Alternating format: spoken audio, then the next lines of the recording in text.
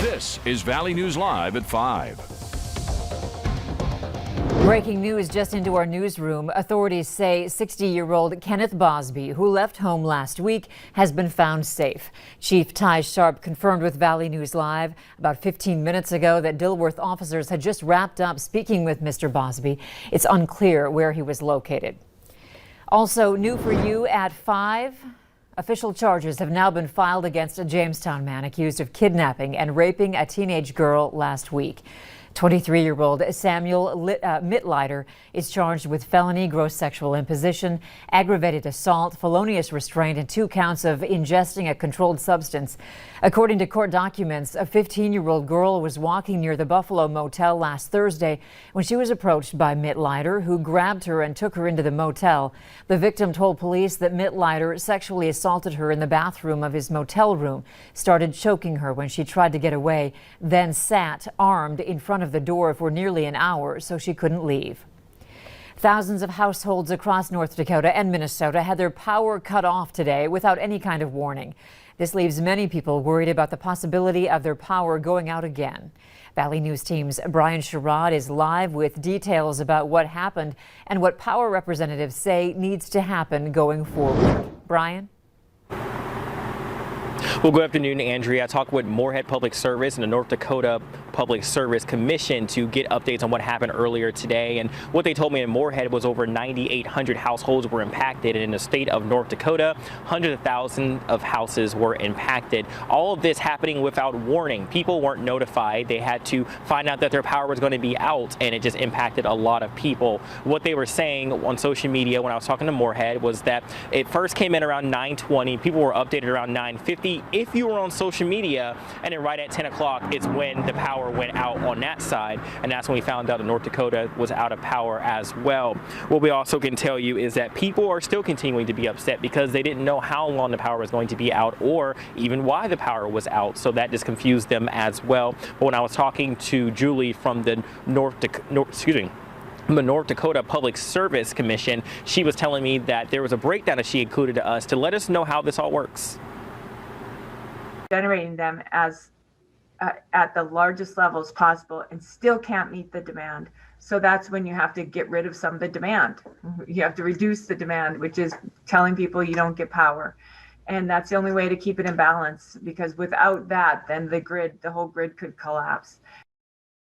Now, getting more serious, hospitals and care facilities can't go without this kind of power outage again because there are lives at risk that they have to worry about. So they want to make sure that there's more communication between the people who are the grid operators and also the ones that do the utilities, because people want to know if their power is going to be out again, when they're going to be able to find that out. But one good thing, right before I just got on camera, we got an update about when to expect the power outages, and they are as follows. Now, it possibly can happen tonight between 4 to 10 p.m. and tomorrow morning between the times of 6 a.m. to 10 a.m. So again, 4 to 10 tonight and 6 to 10 tomorrow, possibly for these blackouts to happen again. So Andrea, I'm going to go ahead and toss it back to you in the studio. All right, good information. Thank you, Brian. The sunshine felt good today, didn't it? And Hutch has the best news about today's temperature. Hutch, what have you got for us? Andrea, it is over. Our string of 0-degree weather and below in Fargo lasted 10 days, the 4th largest or longest on record. Grand Forks, your string ended yesterday as you did manage to get above 0, but today Fargo managed a high temperature of 2 degrees above, 3 degrees above in Detroit Lakes. And look at Park Rapids, Bemidji, and Badette, even warmer there thanks to those pine trees and the pine tree effect.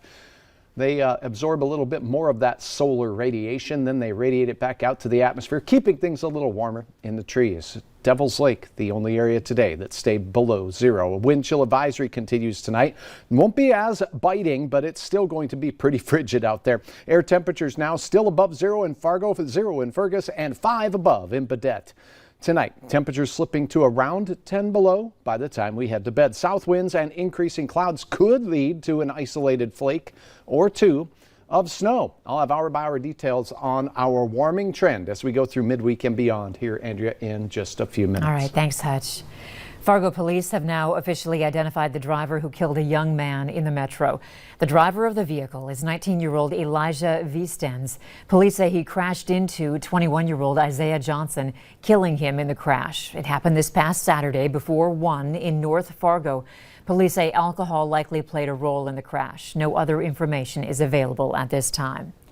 The massive winter storm that has gripped much of the nation over the last several days is to blame for at least 28 deaths in 7 states, and it has left millions without power during record low temperatures. And as NBC's Wendy Woolfolk tells us, another system promising snow and ice is on the way. Millions still without power after an unprecedented winter storm left the south and midsection of the U.S. under a blanket of snow and ice. We need our power out here. In Texas, record low temperatures with wind chills below zero, putting the power grid near capacity, forcing rolling blackouts across the state. It's just a nightmare for folks who've been without power for over 24 hours. While residents are struggling to stay warm, utility repairmen struggling to help in the field. It all looks broken on the system, and so you can't tell what needs to be restored and repaired versus what's just rolling blackouts right now. The dangerous system turned deadly as it moved east. It truly was a disaster last night. After a rare February tornado left 3 people dead and 10 others injured in coastal North Carolina. We have serious destruction in that neighborhood. We have homes that are knocked over. We have a lot of hard work to do as a community to get it back to normal. Weather, anything but normal, with a second round of frigid temperatures and snow on the way to Texas and parts of the Deep South. Wendy Woolfolk, NBC News. Officials say nearly 5,000 flights have been canceled because of the storm so far today. Authorities have now identified the 66-year-old man who was killed after being hit by a car. It happened yesterday around 6 p.m. near Watford City in McKenzie County. The Highway Patrol says 66-year-old William Thinnis had parked on the side of the highway and was picking up belongings that were scattered on the road when he was hit. The Highway Patrol is investigating possible charges against 40-year-old Jonathan Binstock. The Bemidji Police Department wants your help in finding a missing teenage girl. Authorities say 13-year-old Kaya Hawk was last seen at the Walmart in town on Saturday, and police say it appears she left the area voluntarily. She is described as about 5'3", 115 pounds, with brown eyes and brown hair.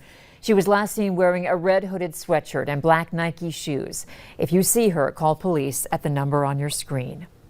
Security cameras catch 67-year-old Gregory Ulrich boarding a bus moments before opening fire at a Minnesota healthcare clinic, shooting 5 people, killing 1 of them. Investigators say his briefcase holds 4 improvised explosive devices. Ulrich was also carrying a loaded handgun, 2 additional loaded magazines, and a Ziploc bag full of extra ammo. A few minutes later, Ulrich gets off the bus at the clinic, and that's when police say he opened fire inside the building. Today, President Biden is taking his sales pitch for his American Rescue Plan on the road. Also, the nation's first federal state mass vaccination sites have opened in California with plans to launch more. Natalie Brand reports from the White House. Tonight, President Biden will make the case for his nearly $2 trillion coronavirus relief package at a town hall in Milwaukee, Wisconsin, a state he narrowly won. People have been impacted by the pandemic. They've been impacted by the economic downturn. And the president felt that he could have a good conversation with people about the path forward. The White House announced Tuesday that it's extending the foreclosure moratorium to June 30th on federally guaranteed mortgages and the window for borrowers to request a pause or reduction in mortgage payments. The administration also gives a 6-month extension to borrowers who were already in mortgage payment forbearance before June of last year. It remains critical that Congress pass the American Rescue Plan to deliver more aid to struggling homeowners. Press Secretary Jen Psaki says the White House COVID response coordinator announced in a call with several governors that the administration will increase vaccine supply to 13.5 million doses per week to states. The administration also plans to double supply to pharmacies, with 2 million doses expected to go out this week. FEMA opened its first federal state mass vaccination sites in Los Angeles and Oakland, California on Tuesday. FEMA is committed to vaccinating everyone. This is a framework of focus, not just on efficiency, not just speed, but on the issue of equity. The FEMA sites are expected to serve as pilots as the federal agency aims to set up 100 similar sites nationwide with an emphasis on vaccine deserts and underserved communities. Natalie Brand, CBS News, the White House. According to the latest CDC numbers, more than 15 million Americans have now received both doses of the COVID-19 vaccine. President Joe Biden's top priority remains passing his $1.9 trillion COVID rescue bill. That was made clear at today's White House briefing as the impeachment trial of former President Trump has ended, and Mr. Biden travels to Wisconsin tonight for a town hall to sell the COVID plan. This as his pandemic response team leader announced in a call with governors that more vaccine supply will ship each week. The president continues to monitor the crippling winter storm after issuing a disaster declaration for Texas on Sunday. What he inherited was not enough supply, not enough vaccinators, not enough places for vaccinations to happen. Communities had been left to fend for themselves. And so that's what he's been focused on and working on. But certainly, if he were standing here, he would say that's why it's the issue he wakes up every morning and is focused on. College football is back. The Bison will take on Youngstown State on Sunday for their first game of the spring season. The Farmers Union Insurance pregame show starts at 1:30. It will take you all the way up to kickoff at 2:30. You can catch all the action on KVLY. After a month-long absence, a social media platform is back. That's next. 0 degrees also back. Even warmer weather is around the corner. I'll have details in your hour-by-hour forecast on that midweek warm-up coming up next.